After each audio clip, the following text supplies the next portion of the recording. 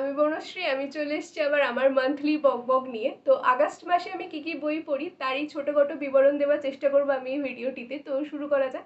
August মাস আমি শুরু করি সরঞ্জিৎ চক্রবর্তীর লেখা ফানুস এই উপন্যাসটিতে দিয়ে। ম্যাজিশিয়ান তার ম্যাজিক ছড়িয়েছেন এই বইটিতে, বেশ ভালো লেগেছে আমার, একটি প্রেমের উপন্যাস। এরপর পড়ি আমি সায়ন্তনী পুততুণ্ডুর লেখা এড়ানো যায় না 2। এটি অলৌকিক ছোট গল্প সংকলন, আমার একটা পড়া নেই, পড়তে হবে। তারপর পড়ি অভিক দত্তের লেখা দার্জিলিং মেল এই বইটিও বেশ পছন্দ হয়েছে আমার।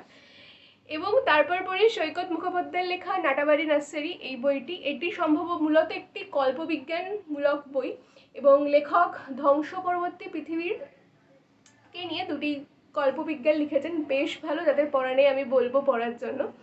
এরপর আমি পড়ি অমৃতা কোরারের লেখা মিথ্যা হলো সত্যি এই বইটি। এটি দৈতা একজন পুলিশ অফিসার, তারই দ্বিতীয় অভিযান এই বইটি। আমাকে দৈতাকে বেশ পছন্দ হয়েছে, ওই জন্য দৈতার প্রথম অভিযানটা আমার পড়তে হবে, এটারও প্রথম অভিযান আমার পড়া নেই। এবং তারপর আমি পড়ি হিমাদ্রি কিশোর দাশগুপ্তের লেখা মৃত্যুর গন্ধ মিষ্টি। এই বইটিকে দাবি করা হচ্ছে ডার্ক ফ্যান্টাসি বলে, কিন্তু আমার পড়ে ডার্ক কোনোভাবেই লাগেনি। ফ্যান্টাসি হয়তো টুকটাক আছে, কিন্তু ডার্ক ফ্যান্টাসি ব্যাপারটি নেই। এবং এরপর আমি একটি সিরিজ ধরেছিলাম, সিরিজটি হলো বিদ্যুৎলতা ব্যাটোব্যাল। এই সিরিজটির প্রথম বই হচ্ছে এটি, দ্বিতীয় হচ্ছে এটি, এবং সিরিজটি শেষ হচ্ছে এই বইটিকে দিয়ে। আমার পড়া 2025-এ সব থেকে পছন্দের থ্রিলার হচ্ছে এটি প্রত্যেকটি বই 200 পাতার। আমি 3 দিনের মধ্যে বইটিকে শেষ করি এবং শেষ করবার মনে হচ্ছে বইটি শেষ কেন হলো, এটি আরও কেন চলছে না, আরও কেন কেস সলভ হচ্ছে না। আমার ভীষণ ভালো লেগেছে, আমি খুব দুঃখিত হয়েছে বইটি সিরিজটি শেষ হওয়া নিয়ে। তো আগস্ট মাস শেষ করি যে বইটি দিয়ে, সেটি হচ্ছে বিভূতিভূষণ বন্দ্যোপাধ্যায়ের লেখা চাঁদের পাহাড়।